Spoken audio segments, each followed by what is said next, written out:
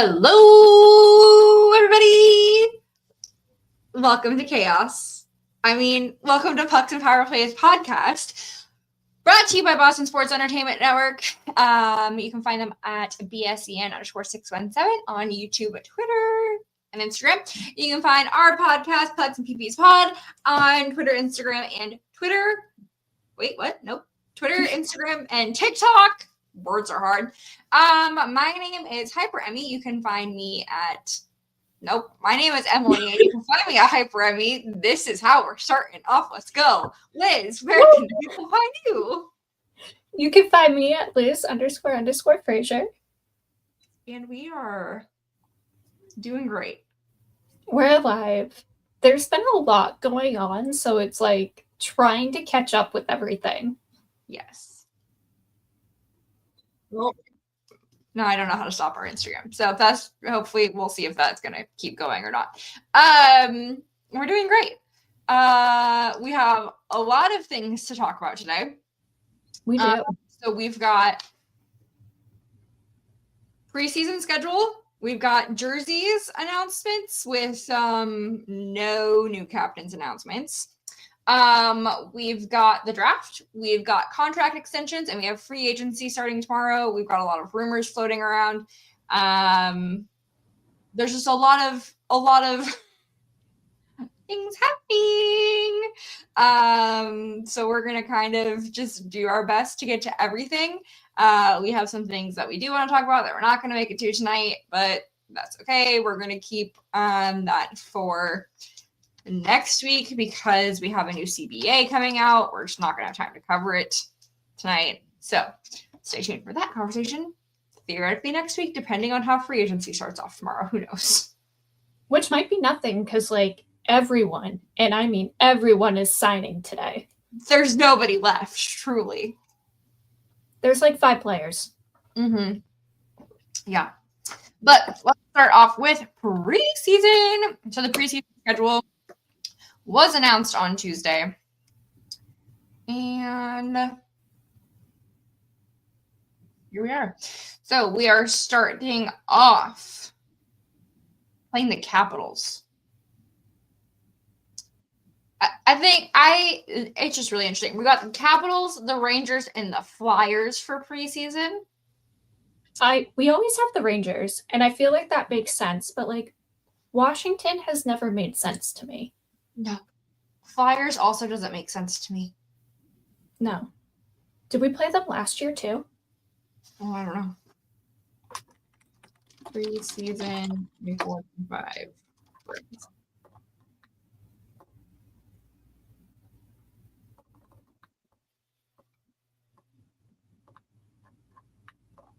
Oh, yeah. Oh, no, wait. No, we did. No, this was last year's. I can't tell. And then we had that one random game against the Kings. Oh, yes. That was in Montreal for some reason. Yes. Wasn't it in Quebec? Oh, yeah. No, it was. Yeah. I am not a fan of this schedule personally.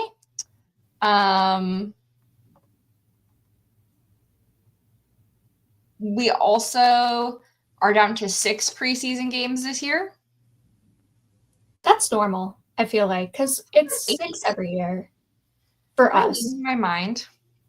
No, a lot of teams will, Western teams I've noticed will have 7 or 8, and Eastern teams tend to have 6. We had 7 last year because of that random game, which was really weird. Yeah. But normally we have 6 games, and I really want to fight them about their last one. Because why is it 2:00 on a Saturday, and why is it my cousin's wedding? I forgot about that. You did tell me that. I need the Bruins to reschedule it, right now. 5:00 games. These are all in the East. So why do we have 5:00 games? I can get more behind 5 than a 2:00 on a Saturday. I hate all of it. I don't hate all of it. I'm just angry about other things right now, and it's messing with the rest of my feelings. I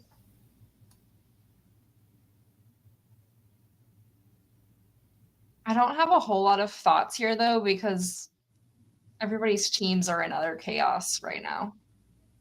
It just means hockey's back. That's all I got from it. Yeah. Preseason doesn't mean anything anyway.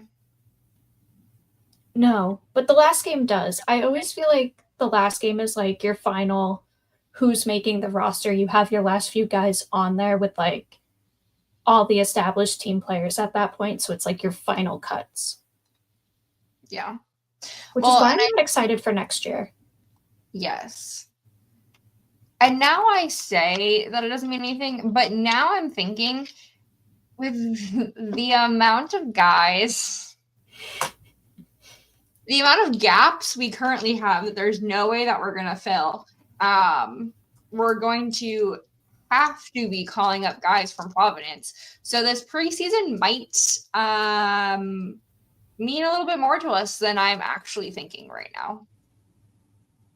It's definitely more than like one spot, like it's been in previous years where they're all fighting for like, you know, the right wing on the fourth line or something. Yeah. Yeah, there's a lot of things. So we might actually be lying. Preseason might actually mean a little bit more than usual. We could have fun. Yeah.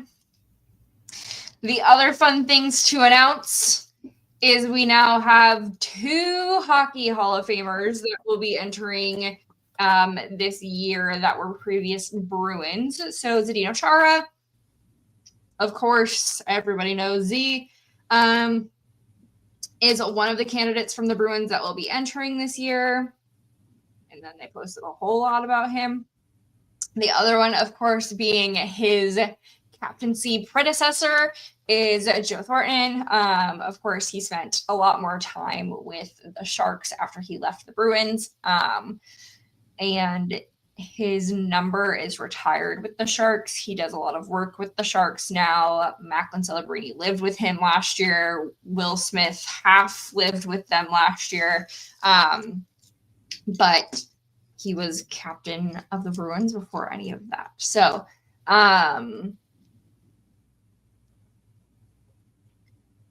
sorry, just reading this tweet.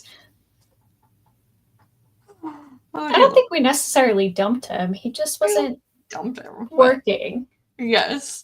It's like Sagan all over again. They didn't mesh with the team. No.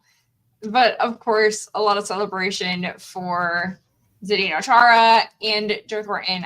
I think my thing in all of that is like to erase what Joe did for the Bruins is also disrespectful to him.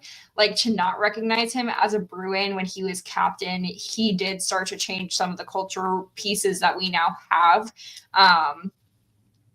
He kind of set some of the examples that Chara has then set since then.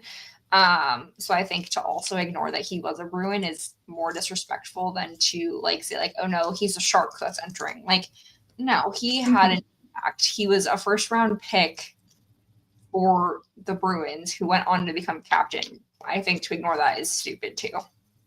Especially because he was there when we sucked. Like you don't get the first overall pick by being a good team. You get it because you suck. And he was the captain of a team that sucked and was finally starting to become a decent team. Yeah. So I think to like ignore that is not cool too. No, because it definitely helped shape like his leadership.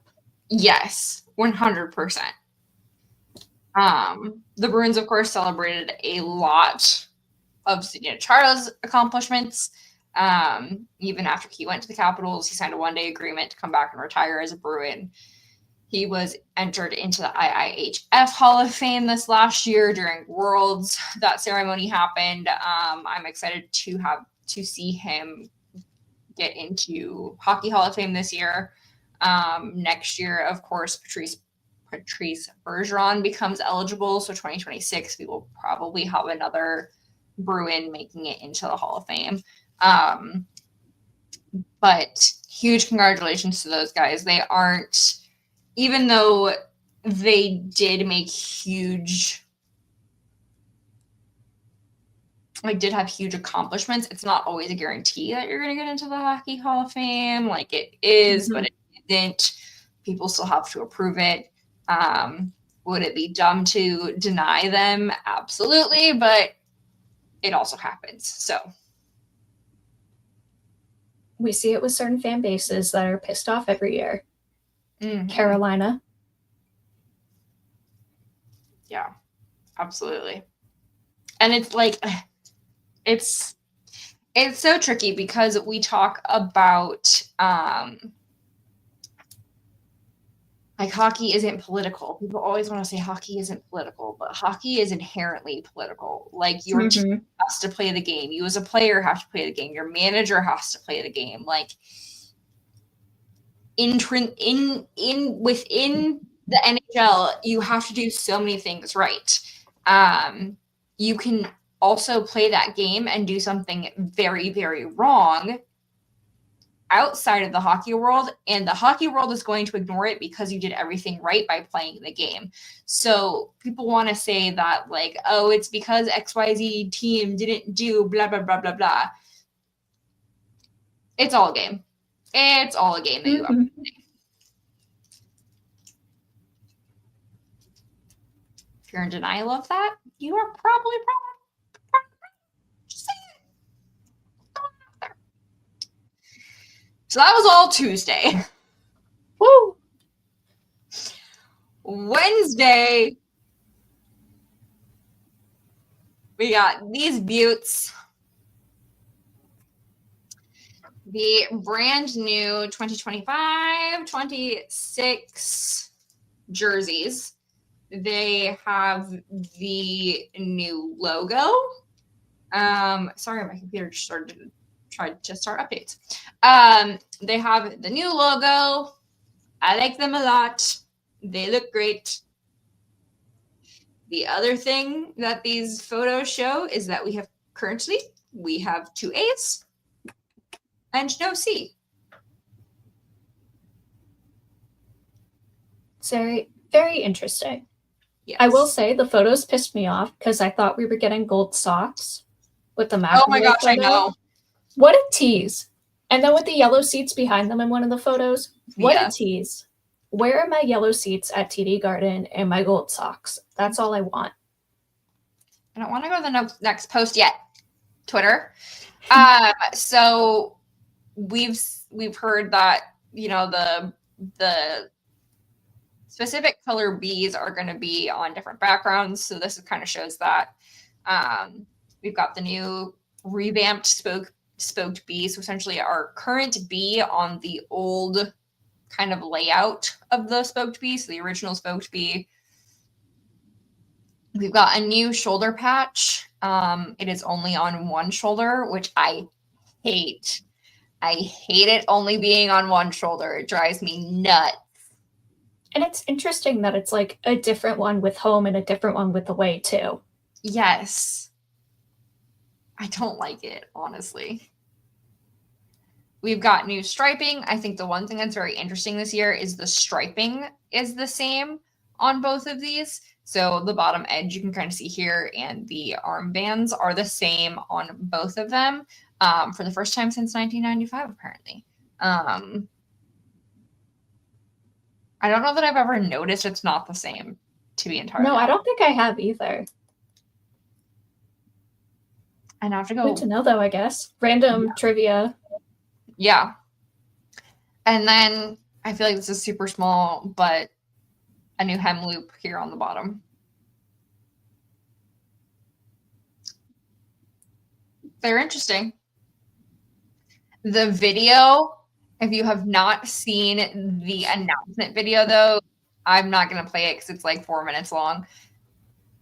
You really should. It was super funny, super great. Charlie McAvoy, just thank God you are paid to be a hockey player. Doing great, buddy. We should just skip to the McAvoy part of the video, honestly, because that's an experience. Let me see. I don't even know where it is. Oh, I bet you it's up at the top. Oh yeah, I think it's pinned. Just let me scroll through the rest of the news from this week. Well documented. What? Charlie Mac.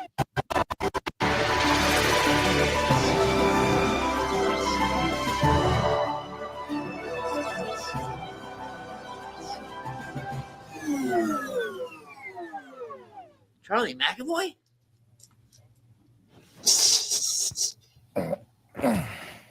It's the shirt. Michael, I'm here from the future, and I got a special delivery from your good buddy Cam. Yeah, that's what I was talking about.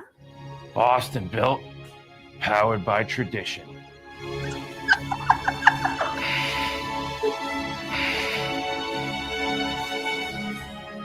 No, Charlie, where are you going?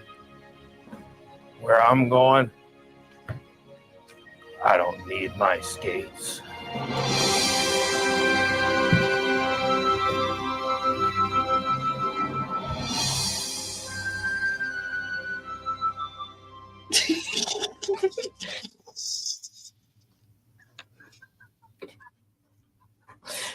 McAvoy trying to act old. He got it down with the walk and with the little grunt as he sat down. Yes. But then the speaking. Where I'm going, I don't need my skates. Oh. Okay. Okay, we can get you to the retirement home, buddy. Yeah. Truly. So that was Thursday's announcement. Oh. Just development camp. Okay, great. That was Wednesday's announcement. Thursday was a lot of the same, talking about the jerseys, the history, the McAvoy, all of the things. Friday was draft day. And what a draft day it was, because this year we had the decentralized draft. I thought by the time I was out of work, it would be halfway over. I got out at 8 o'clock. Or I ended up staying till 9 that night because we were really, really behind. I thought the draft would be just about over when I got home. What do you mean we didn't pick and we were 7th until 8:00 something? Why was it 4.5 hours for one round? One round. So the decentralized draft, for those who did not watch, was very COVID. It was, everybody was at home, everybody zoomed in. Each team had maybe 2 Zoom areas set up. One that was to show their war room, essentially. One for the GM to then go talk to the players. In LA, there was only about 100 draft candidates in attendance. They had the stage set up. The crowd was empty. And then a part of the stage was sectioned off, and I think it was called the draft hut. And it was basically just a screen. And then they'd put the draftee and the reporter in front of the screen, and they would chat for 2 minutes. But all of the shots are the draftee and the reporter, the camera is here, and then it's the draftee and the reporter, and then it's the screen. So they're in front of the screen. You can't get an entire picture. The Bruins, of course, had technology issues, so we didn't even get to hear from Don and Cam at the time when our pick was called. There were other teams that had this issue as well. It was reported that 26 teams had voted yes for this version of it. The NHL did not want to do a decentralized draft. The NHL was right. They shouldn't have. Yes. It was awful. It took too long. They were supposed to have 3 minutes to pick, but they didn't start the 3-minute pick until the previous interview in the draft hut on the sectioned off part of stage was complete. So essentially it took about 10 minutes because they also count like them walking down. So the 3 minutes starts, they have 3 minutes. The draft is the pick is announced. They had a lot of celebrities. It was really cool. We'll get to our pick here in a moment. But it was really cool. That part was cool. They had a lot of people call in from a golf course, for some of them, to announce the draft pick. Draftee comes down. I feel like last year they were really good about having somebody take their coat before they got to the stage. That didn't happen this year. They get up on stage and then they took off their coat. And then the lady was handing them both their hat and their jersey at the same time. And they pick them both up and they're like, I don't know what to do. And then they put on the jersey, they put on the hat, they take the picture with Gary Bettman. Then they sometimes take the picture with the people that announced it.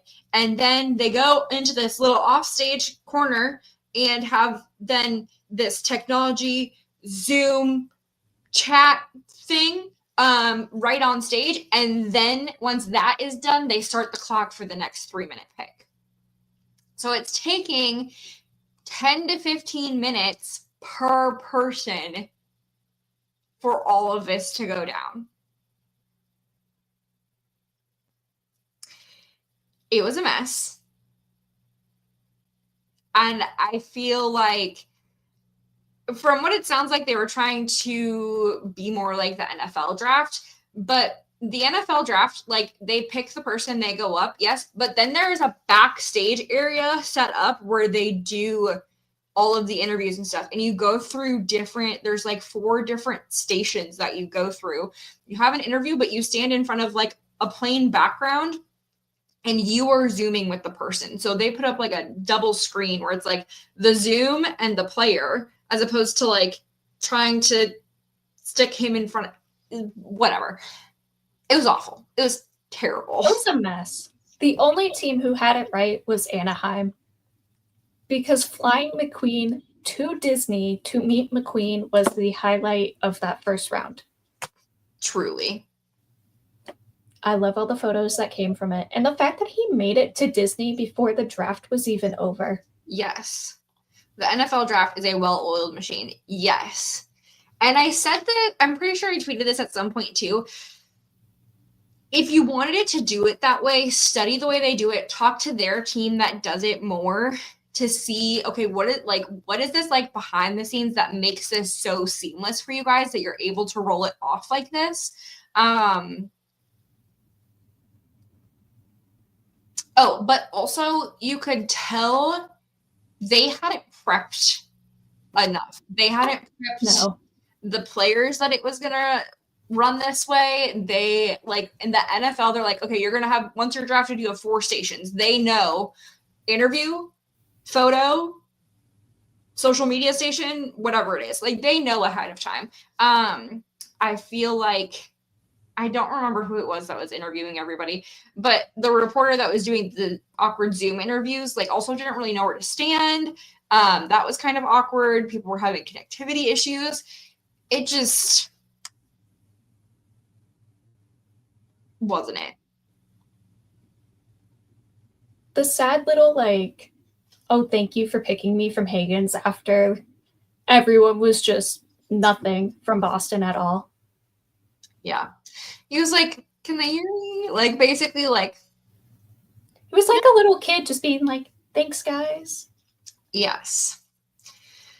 Oh, so let me scroll back to our draft picks now. I feel like we, however, got some great draft picks this weekend. So aside from the chaos of it all, I feel like we do have to give Sweeney props because this was a rather successful draft. Our entire draft class is left-handed, which I find interesting. But let's talk about our first draft pick. That's funny. Lainey just said Elliot has been too quiet. He dropped that Marchand news, and I think that's the last thing. He signed off after that. He just wanted to make some chaos real quick. Yes. I'm watching my notifications to like see if anything else comes out while we're on.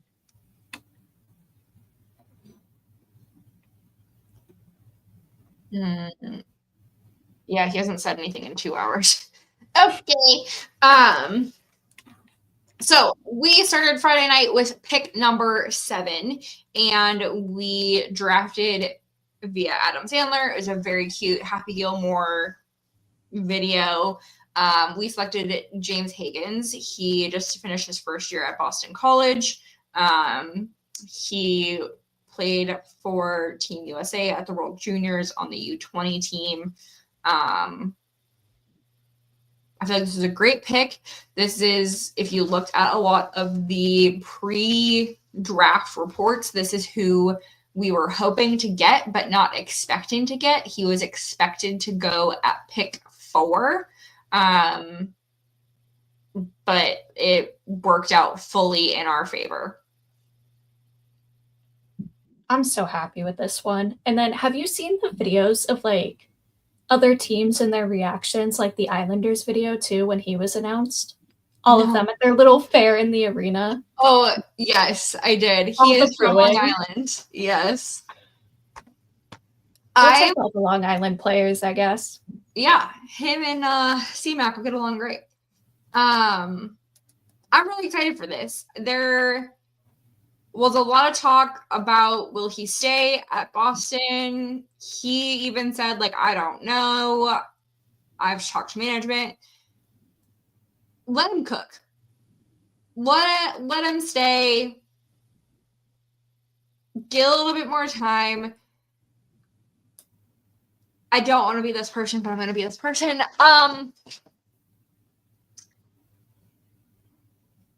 Just let the damn players play in the NCAA before they give up all their eligibility. And let them just have a little bit more time to be a kid before you put them in a situation like Connor Bedard has had for the past 2 years. Let them breathe. Because we all know I have really big feelings about this. Let them breathe. Let them live their life. Have some fun. We talked a little bit about it last week, that it's the special thing about the NHL is once you are drafted, you do not have to give up your eligibility. So you got a few years. Go develop a little bit more. I think this week will be very telling. It'll be very interesting to see what is assigned after this week, I guess. And with all the other picks too, like a good chunk of them were from Boston College. Stay there, get to know them, develop together, so that you can all come over to the team as like one unit with chemistry. I think after this draft class, it is 6 players we will have from Boston College. I have it open in another tweet. Let me switch my screen.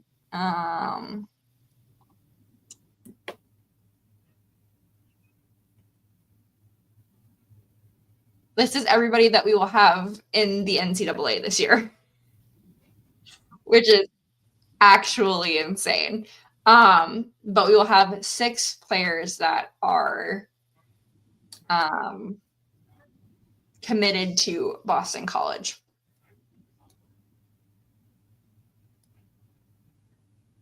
Oh, you know what I just thought of? With Beecher's signing, we get to keep the Ohio-Michigan rivalry alive another year. 1 more year. At the minimum. It could be more. He could step up. We'll see. He could. So that was pick number 7, round 1. The next day, we started off strong with pick 51. We selected William Moore. He was playing with USND. That thing. U.S. National Team Development Program last year. He's committed to Boston College. He played on Team USA at juniors in their U18 team last year. What else? Center, 6'2", 175. He lists 2 places as his hometown. I used to know how to say this, and it's not coming to my brain. Mississauga, Ontario, and also Ithaca, New York. So he must have dual citizenship. Because Ithaca is not on the border. It's like No. smack dab in the middle. He probably grew up like in one area, moved to the other, and is like, they're both his home, I guess. Yeah. We'll see. Last year with US NTDP, those letters are too similar. I can't say them all. 23 goals, 24 assists, so 47 points in 55 games. Sweeney says he has a lot of physical maturing to still do. So we will see him at BC next year, which I think is the right call. Mm-hmm. We My should have other- watched it. Yeah, no. Hi, Lainey. Lainey. Lainey, I was just reading one of your messages out loud. You make it into our podcast every week. Still in round 2, we also had pick 61, and we chose Liam Peterson, who was playing in Sweden last year. I'm not going to pronounce some of these teams. There's no way. He is a defenseman, 6'2", 170, also left-handed. Fun fact, he is the 28th ranked international player. Ooh. 39 games last year, he had 21 points as a defenseman. In 39 I'm games. excited. That'll be a good one. We then had a fun little trade. So we did have a 3rd round pick at 69th. We ended up trading that for a 79th and 108th pick. So we picked up a pick. This will play into importance here in a moment. But traded with Montreal. And then with the 79th pick, picked up Cooper Simpson, who played in the USHL with the Tri-City Storm last year for the last 2 years. He's committed to North Dakota. He's from Shakopee, Minnesota. So if you don't know, that is a very big hockey area through and through. 6 foot even, 180 pounds. And he is the 74th ranked North American skater. There's no way this is correct. 83 points in 31 games. 49 goals and 34 assists. I don't believe that. That's what the scouting report says on the Bruins website. That's crazy.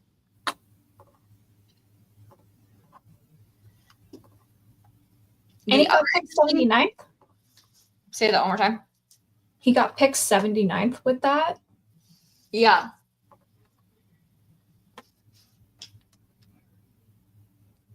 Oh, yeah, no. 83 points in 31 games.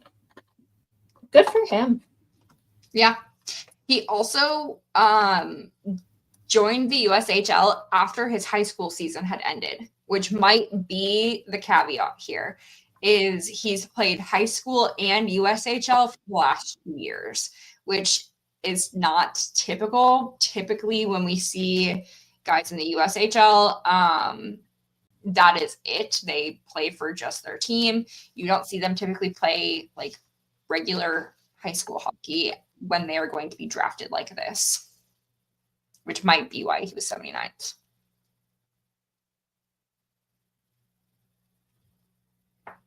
Offensive player who can really shoot.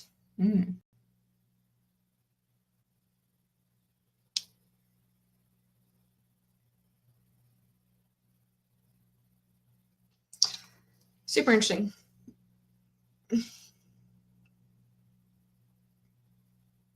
The next pick I find very interesting. So this was pick 100, Vasek Planar. He's also listed as Vasek Richards on some things, so I'm not sure what the distinction is, but he doesn't show up under this name on some stuff, but he does with the last name Richards. Reportedly, it's the same guy. He's from Czechia and plays in Sweden. And do you see my little thing here in the tweet? Does that sound familiar to anybody else? He was asked about it today, and he did say that he had somebody who inspired him to do this as a Czechia hockey player. Sounds very interesting. Maybe like someone we know. A little certain playmaker. Somebody who's named after a food product. Who maybe has an A on his jersey. Who maybe is going to end up with the C at this point. Who knows? For those who don't know, Lainey, to answer your message about Elliot's tweets, we were talking about the fact that he hasn't tweeted in 2 hours. For those who don't know, Pasta is obviously a player from Czechia. He also played in Sweden. That is where he met William Nylander, and they became really good friends in Sweden when they both played there before they were drafted. So that is why I say that is Sweden does have a very good development program for juniors. There were quite a few draft picks from juniors. There was also a lot from the OHL with the rule change of OHL players now being able to go to NCAA now. A whole lot of things were changed for the draft this year. Oh, why is everybody sad? Oh, no. Did the Brad news come out? I don't know.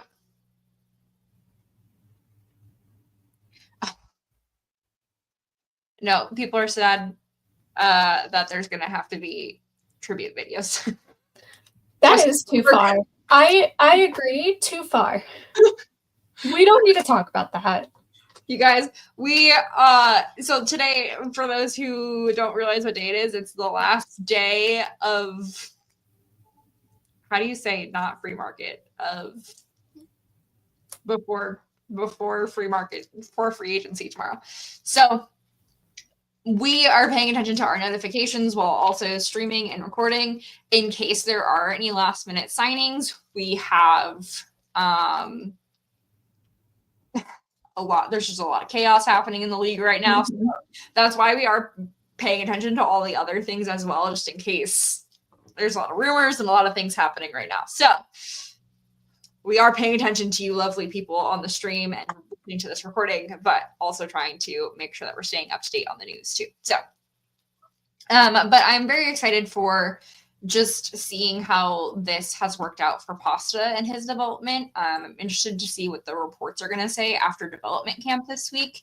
I did see just a snippet of an interview. Ty had asked him if there was a similarity with that. I didn't watch the interview, but I saw that the quote had said that it was part of his inspiration in going to Sweden. So pick 108 we had acquired from Montreal. We traded that to Tampa for a 4th round pick next year. Some people were upset by this, but to me, we didn't lose anything with this pick trade. This was a pick that we had gained that we then are just repositioning for next year. So this is actually really benefiting us for next year. There's particularly one person in my comments that was very angry about it. I feel like this is a really good move for next year, though. We had a lot of draft picks this year. We got a lot of good players. I feel like this puts us in a good position for next year as well, though. And next year is supposed to have a better draft class too, and a more in-depth draft class, 2nd, 3rd round, still getting good, decent players. That I'd rather have the pick for next year than this year. Yes. Yeah. So I personally thought that was a good pick trade to do. In the 5th round, we had pick 133, and we got Cole Chandler. Not going to try to pronounce that team, but he's played there for the last 3 years.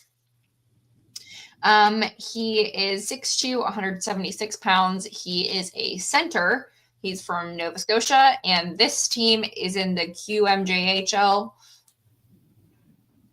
Quebec Major Junior Hockey League, something like that. 64 games last year. He had 32 points, 13 goals, 19 assists. In this case, he was coming off injury and had been sick the summer before. Trying to put on some weight, feeling more comfortable as the season went along, feeling more comfortable in the league.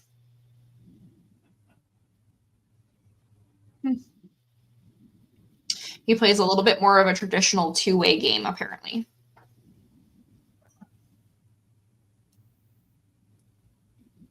Interesting. I have no real, I feel like opinions on, the later guys. Mm-mm. They seem decent. There's nothing against them. There's just nothing in their favor, I want to say. But people were excited about this pick.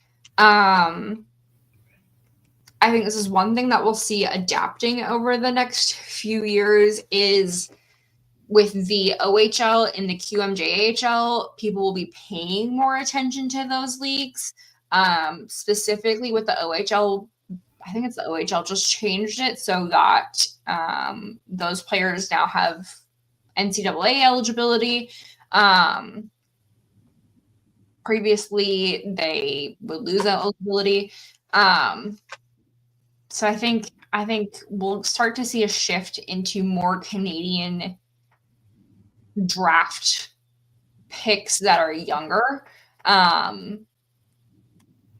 It was something that they were talking about during the broadcast that scouts are going to have to start looking at these players differently too, which will be interesting.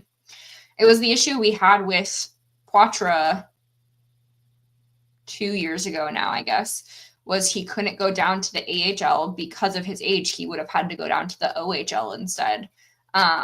Or OHL? Yeah.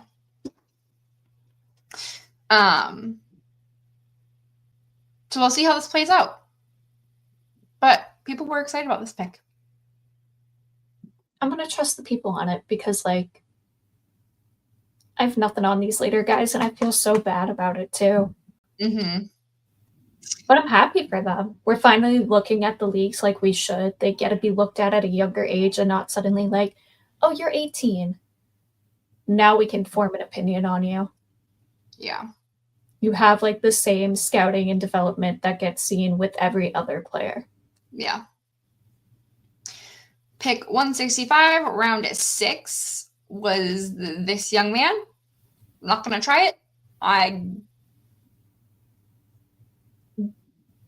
don't want to be rude in trying these names when I'm not prepared to do that. I don't want to butcher his last name. No. He is from Russia. He has played for this organization for the last 3 years. 6 foot, 170 pounds, another center. He is the 31st ranked international skater, which I think is interesting. 38 games, 24 points. And he is a player that apparently our Russian scout has seen quite a bit because it's our Russian scout's hometown that he plays in. And then apparently the Bruins European scout went over and looked at him as well to confirm what our Russian scout was saying. So he apparently has a good 200-foot game. He has a offensive ability where he helps drive some stuff on their line. It sounds like this is going to be a player that does need a little bit of development from the scouting reports. But it sounds like the Bruins are willing to put in the work here, which is great. And rare, I feel like we never want to put in work. We always rush them or just kind of give up on them and trade them away. Yeah. So it's nice to see that change in like our mentality as well. Yeah. And I think it's very interesting when we look at this player specifically, when we look at our Czech player who plays in Sweden, when we have another Swedish player. It's interesting to me that some of the paths that we're seeing specifically in this year's draft class match some of the paths that we have in our current team. So his track kind of reminds me of Nikita Zadorov's track that we've seen. We talked about Pasta a little bit. We've had Swedish players on our team / have. So I think like the US system is so it's so crazy how many like development leagues we have specifically for high school aged players in the US that like it kind of, not that it doesn't matter for a US player, but as long as you are playing somewhere in the US, you're good. But it's interesting to me that the international players we picked have still similar development tracks that some of our current NHL roster has as well. And I wonder if that helped play into any of these decisions. It could. I also like the mimicking as well because it shows that they're creating like a pathway for these players to go and find a way to showcase themselves and how to get into the NHL if that's what they want to do. Yeah. Yeah. It'll be very interesting. I think this draft class will be great. I have not looked at any of the reports from development camp yet today to see how everybody did. I don't think you've had time to yet either. No. I've been at work. Yeah. We were in 30A today, and I forget that I don't have service when I'm in 30A. So we start like driving back home, and it's like an hour drive, and all of a sudden I have like 40 texts, and I was like, oh. It was quiet, so I didn't have service. Got it. Mm-hmm. I got like 50 plus notifications while I was working. And I'm like, okay, this is a later issue. And then I caught up on like the signings and the trades and just haven't had time to look at development camp. Yeah. I closed out that window and I didn't want to. Oh, but next week we will probably talk about development camp and the reports that come out about all of these prospects after this week and our new draft picks. It would be very interesting.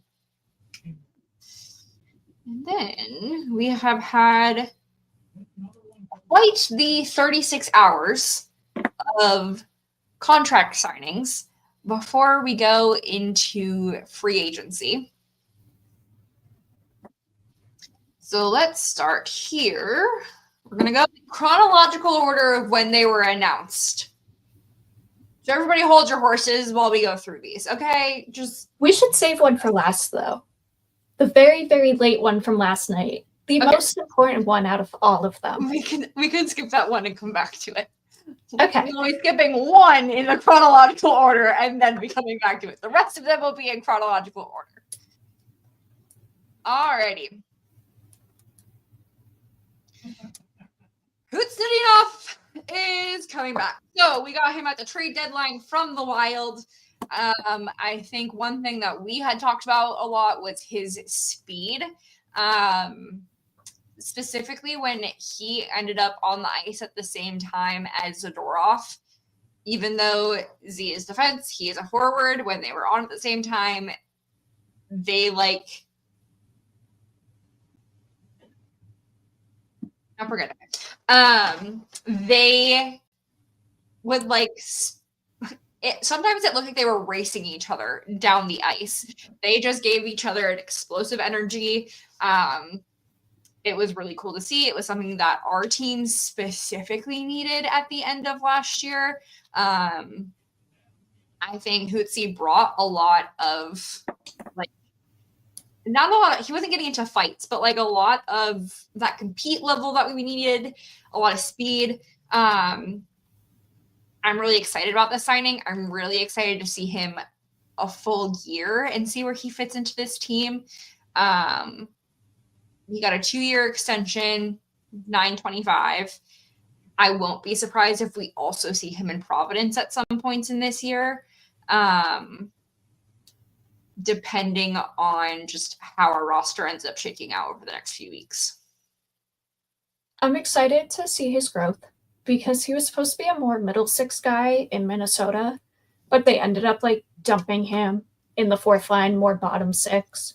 So he didn't really get to experience what he not should have, but like what he was meant to experience. And he kind of got that in Boston.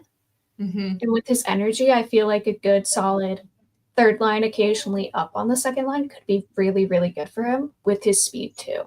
Yeah. Yeah.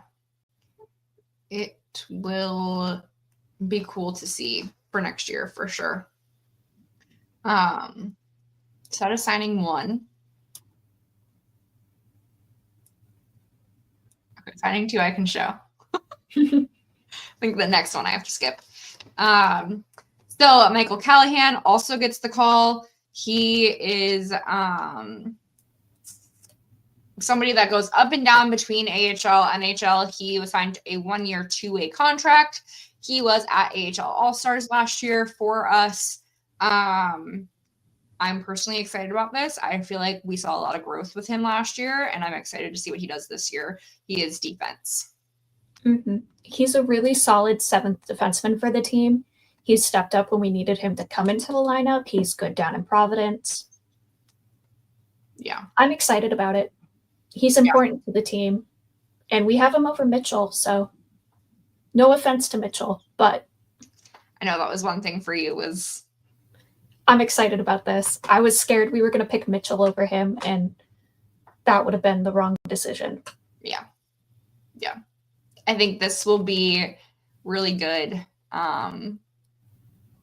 He's had a lot of growth. So you guys have to hold for a moment. So that was yesterday, minus the one that we're not going to talk about quite yet because we're too excited about it. We woke up to 3 new signings. And then there was a 4th one later in the day. But we woke up to 3 more signings today. So Henry got signed late last night, early this morning. We're not really sure. He was another trade deadline from Buffalo. He's been re-signed to a 3-year contract at $3 million. I think this was close to where you had him evaluated at for next year. Another defenseman, pretty strong. Excited to see what happens here. He took a pay cut, which I thought was interesting because he was like, I want to say $4 million. I can pull it up.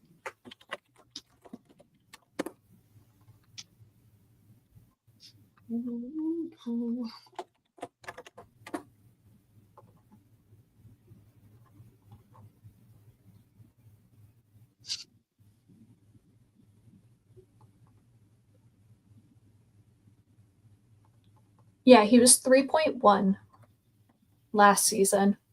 So I guess not as big as a pay cut as I thought it was, but he still took a bit of a cut. Yeah, he'll be 3 even this year. 3.25 the following year. 2.75 the third year. He has an 8-team no trade list this first year. And then he'll be UFA after this. He does have a $500,000 signing bonus. Oh, no, wait. The 3 is with the signing bonus. Okay, great. I hate contracts.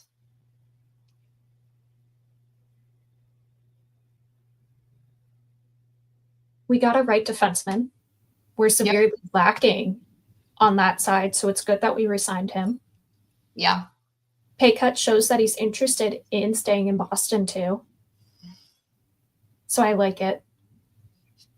Yeah, I think this one will be good for us. Please look at the tweet in the group chat. Oh no. What happened? Lainey, you're scaring me.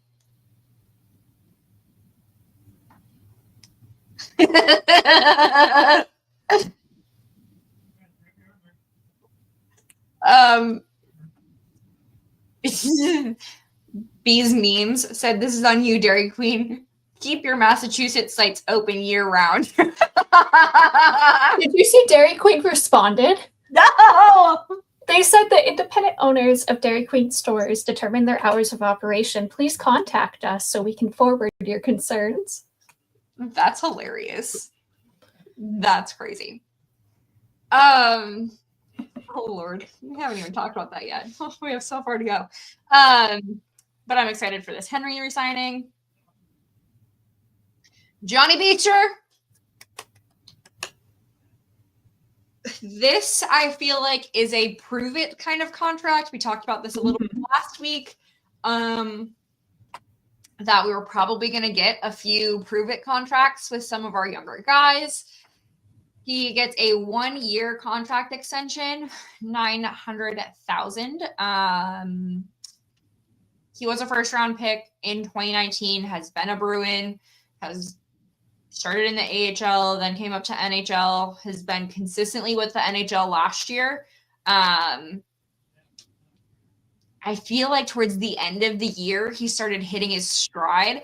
Like the beginning of the year and the end of the year, he did really well. There was this like middle part of the year that he kind of lagged a little bit, I guess. The whole team, I feel like, lagged in the middle, but it also didn't help with the fourth line. We were constantly swapping out like 1 or 2 players like every single game, so he never had consistent line mates. He was out of the lineup half the time too, so yeah, it's just a battle of that fourth line. Yeah.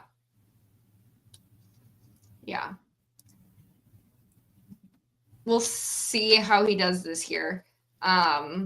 This is contracts like this either excite guys or terrify guys, and it truly is like all in how he's going to respond this year. If I'm a player that's getting signed to a 1-year contract, you better believe that starting today, I'm in the gym every single day working on whatever the coaches told me throughout the year needed to happen. For the next 90 days, that is my sole purpose, is working out, improving my skills, doing what I can to prove it. And then when the season starts, I'm kicking it up another notch in a way that is healthy for my body and safe. Especially when like you were expected to be like a middle 6 guy and not just a fourth liner. He's been a consistent fourth liner, which isn't his fault. But that's not what they wanted out of him. They wanted that middle 6 forward. Yeah. And they haven't gotten it. Not even just 1 year, but also $7 million. That's also a great point. Yeah. Can't get a mil. You're in a year. You're in that little like fight for your spot that you had last season as well, but you need to kick it up more than last season because you need to prove that you can fall into that third line even. Yeah. Just get out of the fourth line. And there's room in the roster for that this year. There's room to earn your spot. We currently still have 3 gaps in a full lineup right now in forwards. We'll talk about that here in a moment as well. But like there is room to earn your spot if you put in the work. So we'll see. I hope he does it. I truly hope. Here's your pick or your signing. I am extremely excited about this signing. I'm also really excited about what this potentially means because Michael DiPietro was re-signed to a 2-year NHL contract, and the Bruins website specifically says NHL contract. At $812,500, as I talked about last week, he was awarded the AHL's most outstanding goaltender. He was also 2nd and 3rd in a bunch of different categories. One of the top 3 goalies in the AHL. I cannot say enough about how big of a win this is that we re-signed him. I'll let Liz say what she wants to say before I start talks about him. I'm excited. And with that little NHL contract, we better be calling him up and he better be staying up, because now if we call him up and send him down, he has to go through waivers. And every single team, as far as we know, from what we've seen in reports, have their eyes on him. They want him. They're interested in him. And with that NHL contract, someone's getting moved. And I'm kind of excited. Lainey says this is so good for us. I don't care. Truly. I'm very excited. I have to look something up before I say this, though. One moment.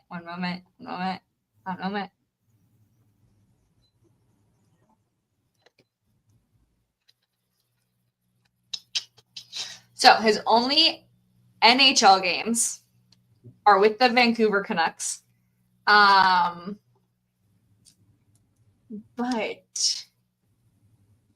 was his previous contract an AHL or an NHL? Contract history. Here we go. UFA Group 6. Man, why can I never figure this out? Okay, here we go. I believe his last one was AHL. 775.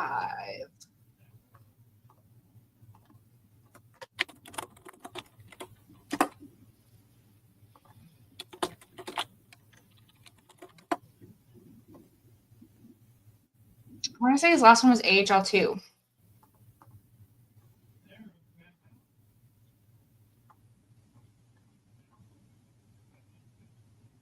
I think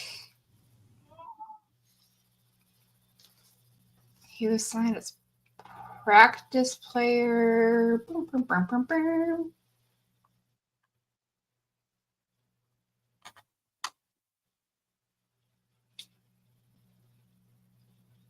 Oh no, it was NHL, and he was placed on waivers in 2023 and brought down, reassigned to AHL Providence, recalled.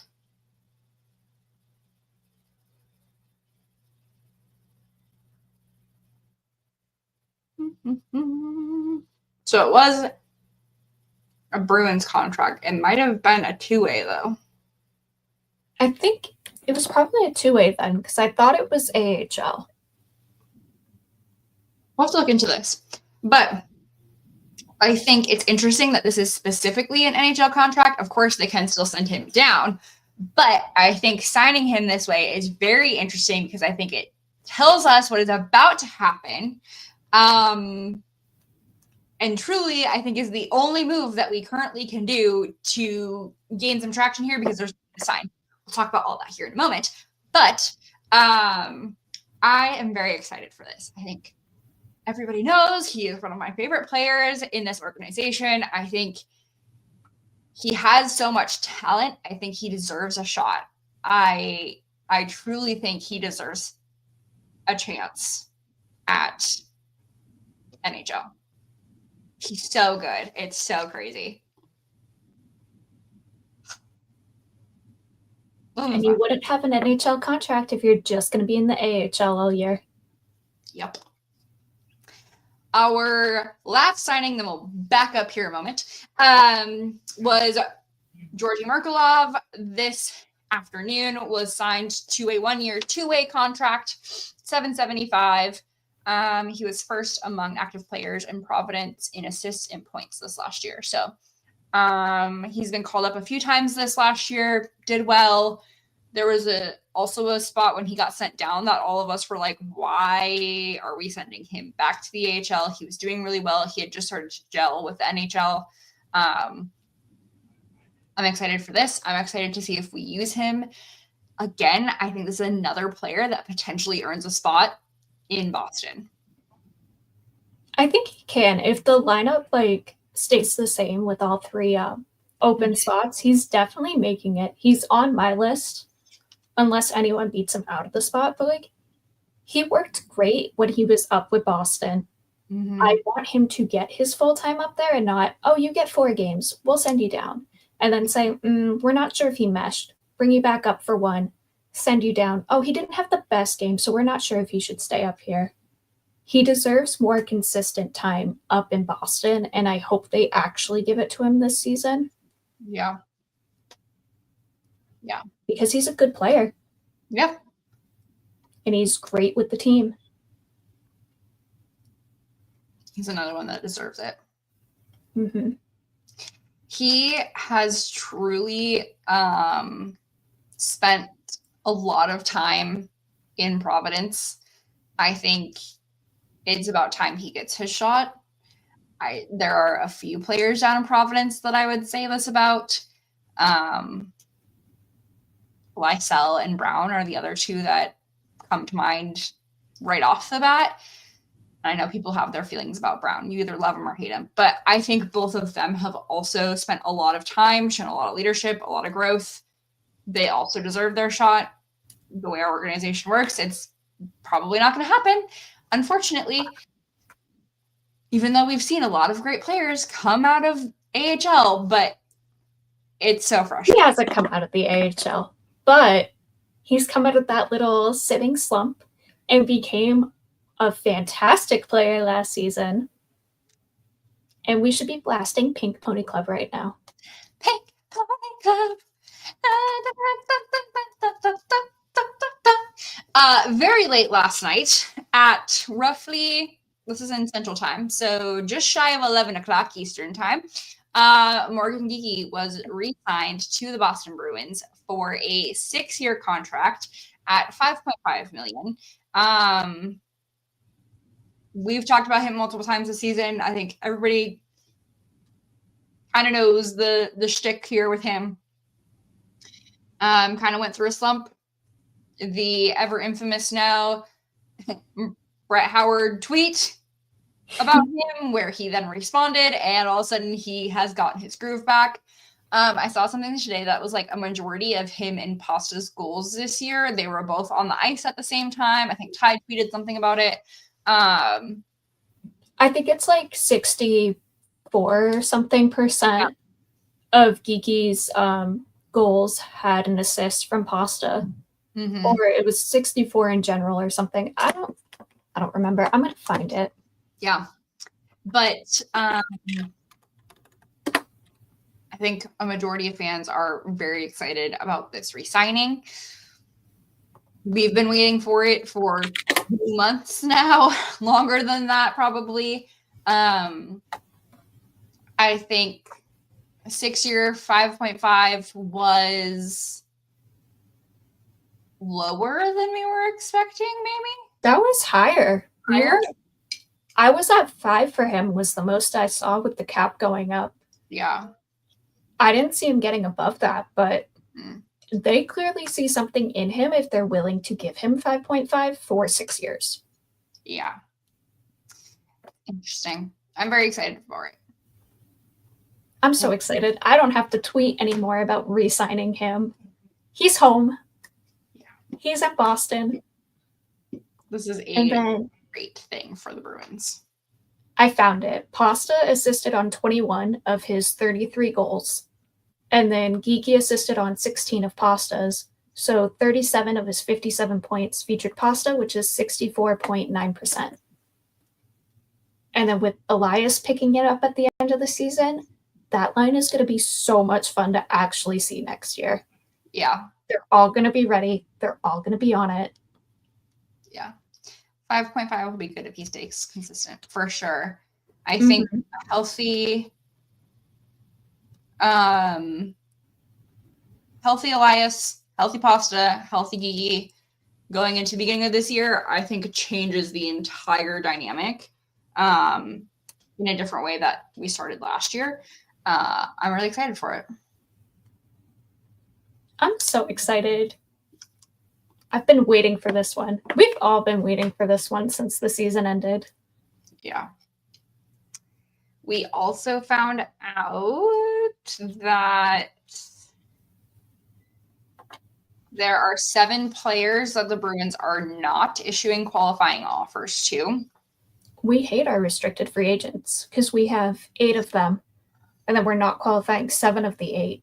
Yeah. Drew Bavaro, Trevin Kuntar, Lauko, Misiel, Mitchell, Nelson, and Wallstrom are not getting qualifying offers. We also have Parker Wallerspoon and Kepke hasn't been signed yet. Yep. And those are the final 2. If Lauko wasn't given a qualifying offer, so that leaves those 2.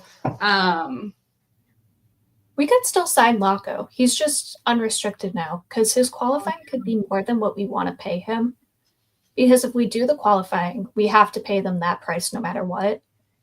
And if we only want to give him like $1 million or something and his is more than that, I can see them declining it to then talk to him and be like, hey, we'll give you this instead. Yeah.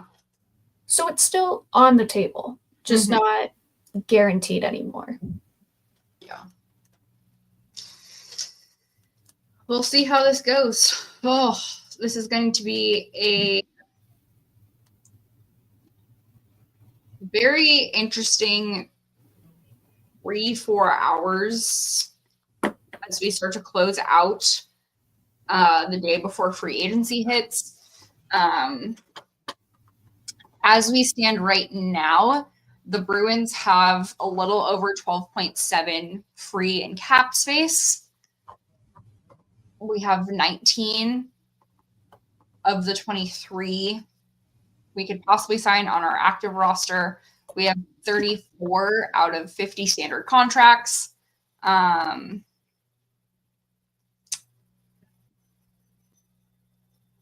Free agency opens tomorrow. It's going to be a mess because we're going to have all 32 teams essentially going at 2 guys tomorrow because every single forward is now gone. Yeah, there is a lot of guys that signed today or were traded today so that teams could avoid tampering charges, whatever.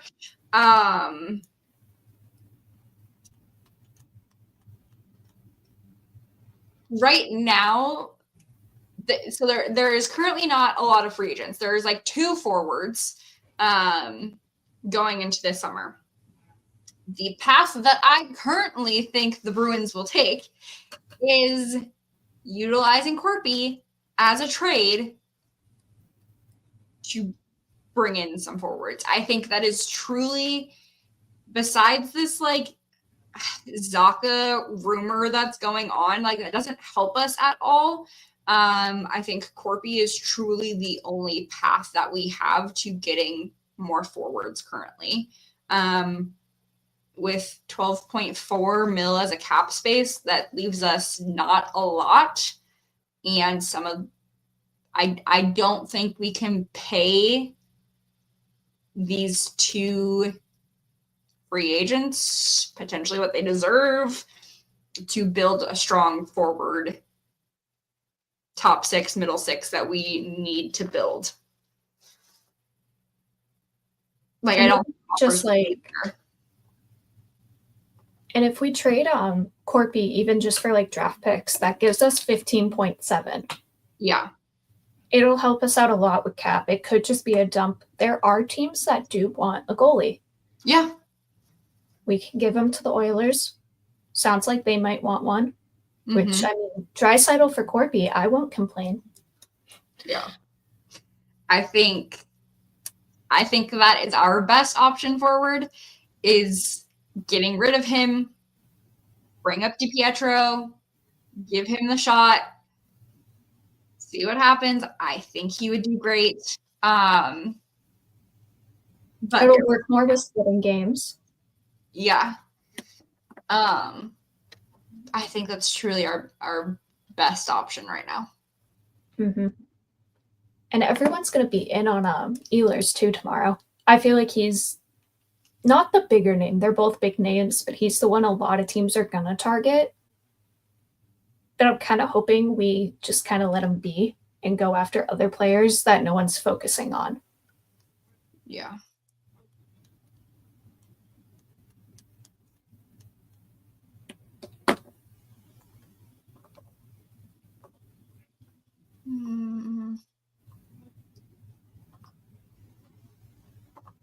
Oh, Patrick Kane and the Red Wings are putting finishing touches on a 1-year extension. Chris Johnson is back on and tweeting. Interesting. I think the thing that we have to talk about is that reportedly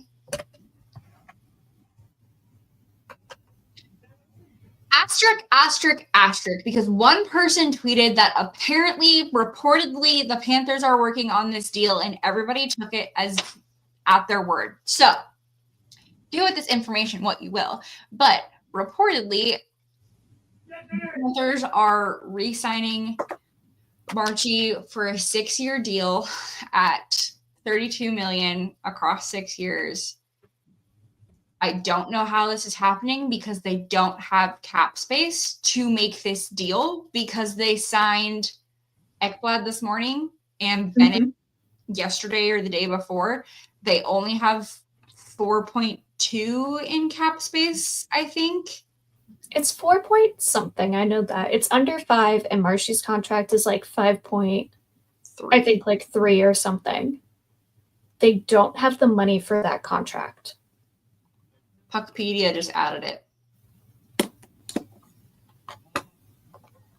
Puckpedia just added Brad Marchand to the Panthers. Okay, but they don't have, there's no way they have $1 million in cap space because they did the math earlier and they should be under or over.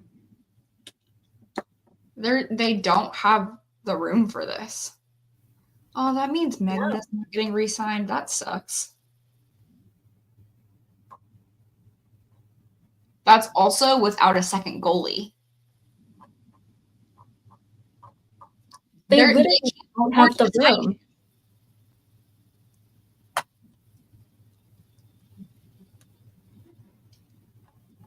There's no way they make this contract. Bob makes $10 million. Sorry. Yeah. That threw me for a loop for a minute. Isn't that crazy? Mm-hmm.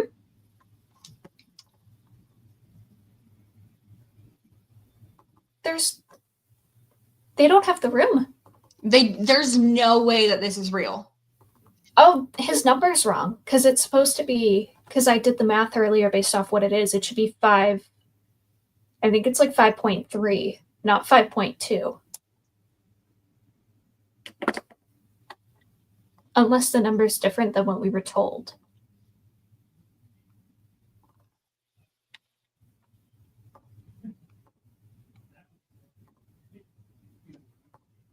His base is $1 million with a 4.25 signing bonus.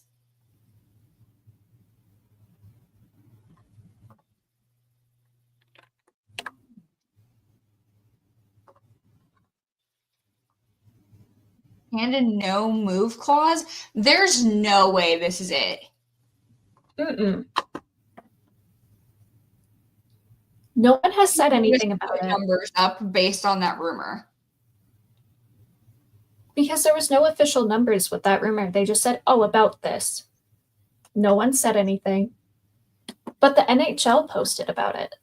Or NHL Network did, not the actual NHL. But I don't know where half of these numbers are coming from.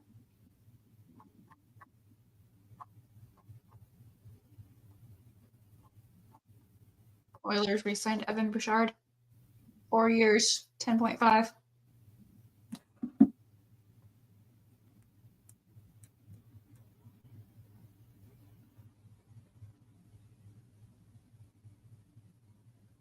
So, for anybody who's not religiously living on Twitter today, this is the tweet that had started the conversation. Apparently,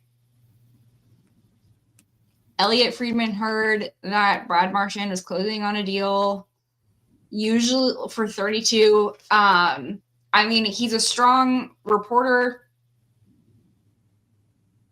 but there's just not the room for this. I think it's real. Oh, shit. I saw a certain post on Matthew's story. Oh. He has a photo of it and says, OMG, it's happening, and added Brad, and then did a photo with the two of them in the pool together.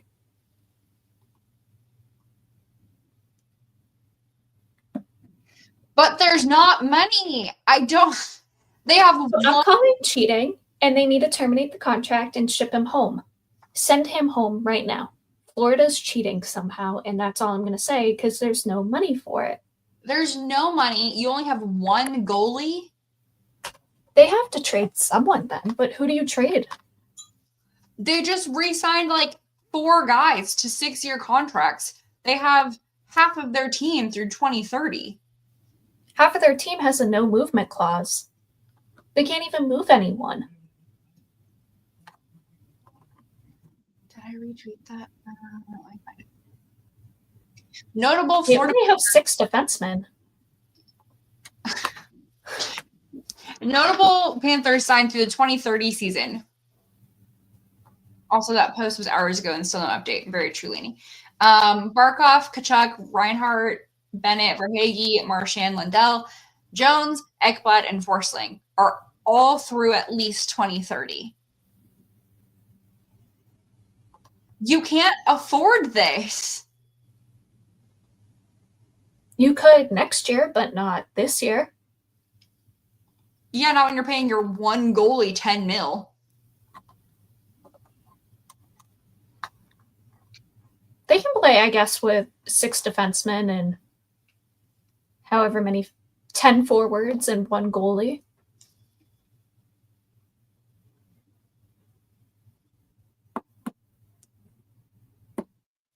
You have 4 guys. 5, 6, 7, 8 guys that don't have any form of no move, no trade.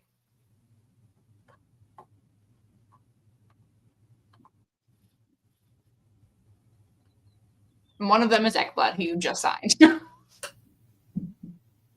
They can't touch a defenseman because they don't have any. They don't have They're any. gonna have to move a forward, but then like, Who do they trade? Erod? Erod's not going anywhere. no. But he's, I mean, 3 mil.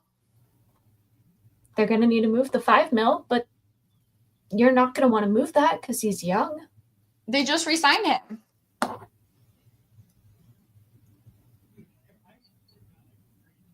You're gonna have to move both 3 mil guys at that point because you can't just get rid of one. There's still no space. No. I truly don't know how this works. It doesn't.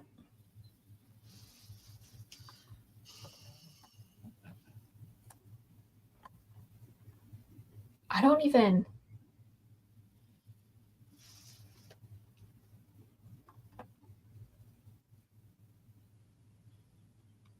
How does Reinhart have both a no movement clause and a no trade clause in the same year? A no trade to 16 teams. And he has to approve any of the other 16. And then no movement, which means he can't be traded, sent to the minors, or waived without his approval. Yeah. They literally contradict each other. It's probably a payment differential. Which a no trade costs typically X amount of dollars and a no movement is X amount of dollars. Or like valued at. And My Times has a good article on it. I will have to look. Because this is like,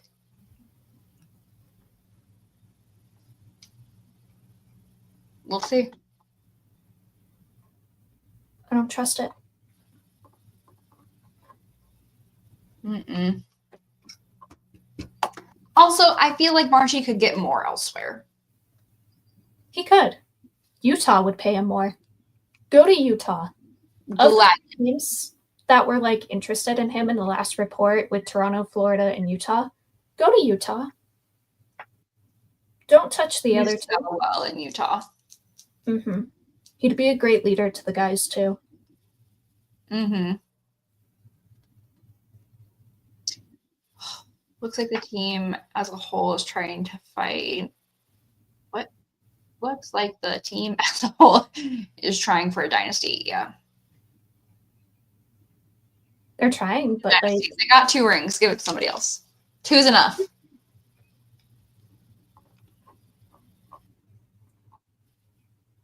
they don't need more.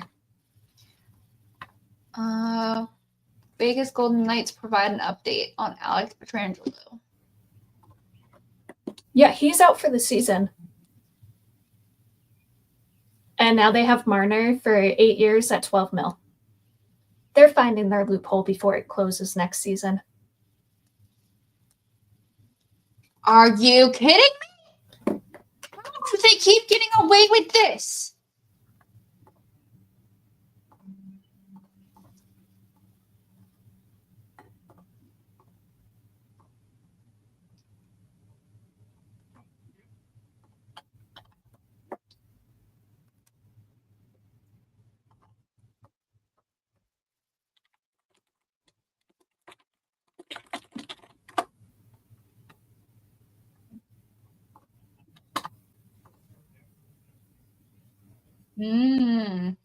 Marner has signed his contract with Toronto, and the contract is registered. The trade has not been registered yet.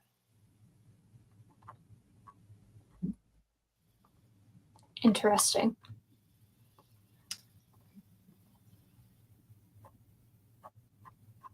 Oh, I just got really confused. Mark McLaughlin just got a 1-year contract, but his picture on Puckpedia is still his Bruins photo. So I just saw a Puckpedia tweet and was very confused. It's like, I was so confused I didn't at the last see game of the season. Because, like, I knew we traded him to the Devils, but did it click in my head? And then he had an assist that game, and I was like, but we didn't score. How does he have an assist? And I was like, oh, he's on the Devils. I kind of forgot about that. Yeah. Okay. Puckpedia tweet. After signing Marchand at 5.25, Panthers have 1.275 million projected cap space with 17 active players. This assumes that Greer and Yadovich, I don't know how to say that one, Yadovich, whatever, are sent down and both require waivers. That's where that 1.275 is coming from. Interesting, because Greer was on the team. Yes, the entire season he was in Florida. Mm-hmm. I don't see them sending him down because he's just going to get claimed like what happened with Boston. We sent him down, Calgary took him. Yeah. And they really like him. He would get snatched in a heartbeat. Sign me up. Bring him back. Fan base might not like that. He's a good player. We don't need him back. Megna did not get a qualifying offer, though. Ooh, interesting. Nosek, too, did not get a qualifying offer. Bring him home. Come back to Boston. I know it's not his home, but, like, come back. I would not be opposed to that. Florida Panthers. Okay. Well, relatively all we have for tonight. Also, the Panthers TikTok is actually insane. The videos they make hurt my eyes. I feel like Brad has to run the account at this point with how it's been, and it's just his drunkenness rubbing off on the account. Yeah. Yeah. He's not going anywhere. Blah, blah, blah, blah, blah.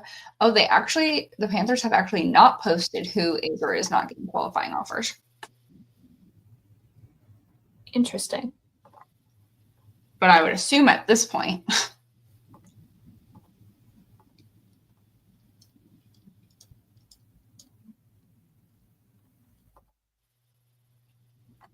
I mean, you don't have room to sign him. So, also assuming that Greer is getting sent down I'm not over this yet. That's so weird to me.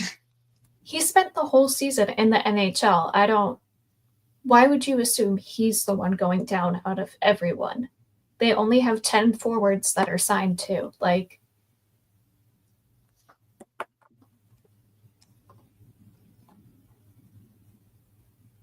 I don't see him anywhere on the page.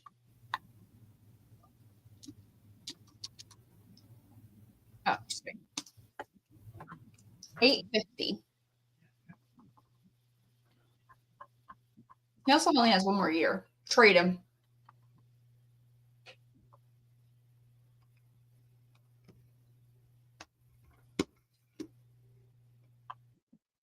they have a bunch of guys they need to sign too. Yeah. I'm surprised they haven't announced who's not getting a qualifying offer. I thought they had to do that by now, or is it by like... I don't know.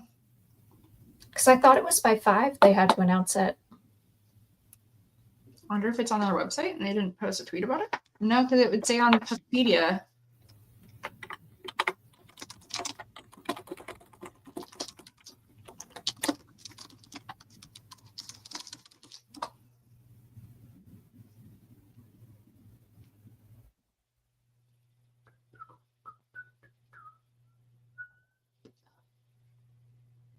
It says we didn't qualify anyone, but that doesn't make sense because we had 8 restricted. 7 didn't get qualifying, but why can't I think of his name? Whatever his name is, and it'll come to me in like 5 minutes, is restricted and is supposed to have a qualifying offer. We did. Just why he's not listed.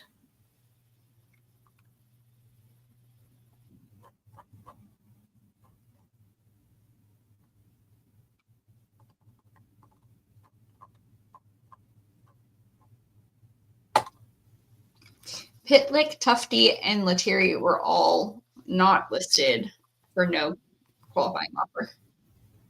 They were all unrestricted, so they don't need qualifying. I hate unrestricted. This is so confusing to me every year. I don't think Brandon Boosie gets signed again. No, but that's weird because if you're going to sign DiPietro to an NHL contract, you should have your AHL goaltending situated. Yeah.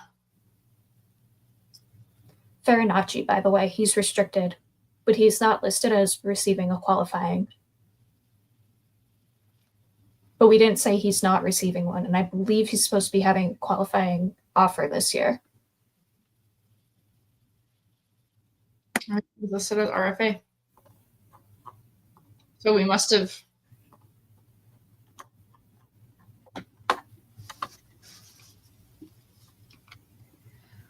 Oh, so interesting. I hate contracts.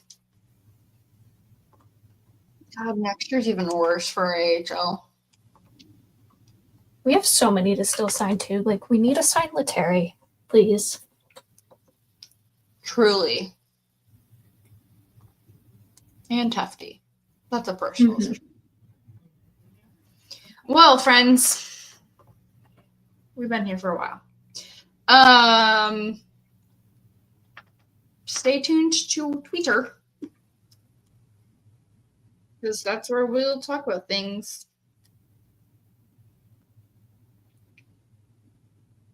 Patrick Kane.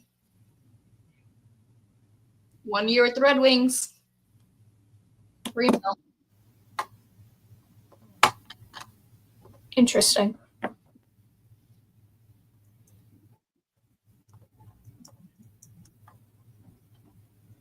I don't think I expected him to play another season. I kind of felt like he was done after last season. I know. I'm also very interested in that.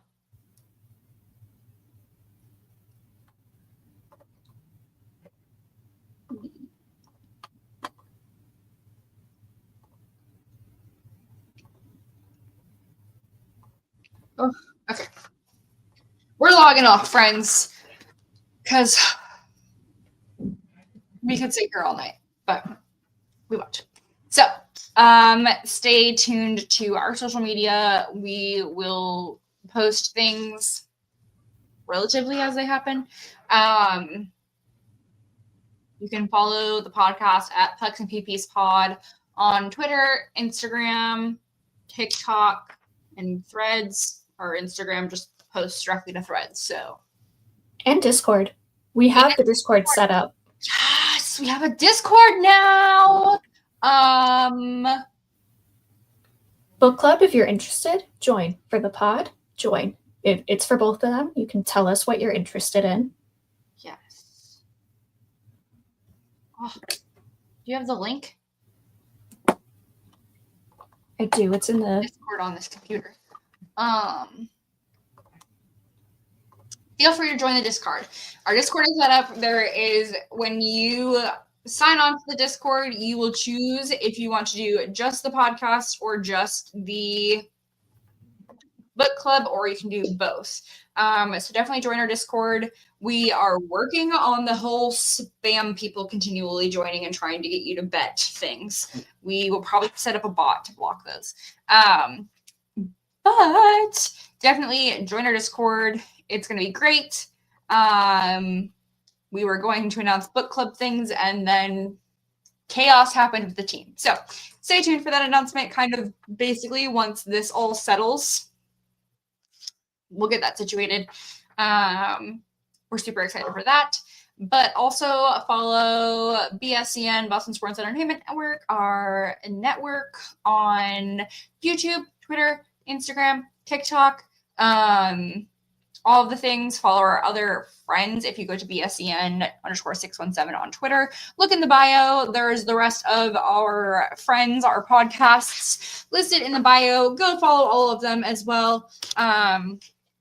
And have a ball there. Other than that, my name's Emily. You can find me at HyperEmi, wherever your little heart desires. Liz, where can people find you? You can find me at Liz__Fraser, and this link does not want to post, which is very rude of it. So rude.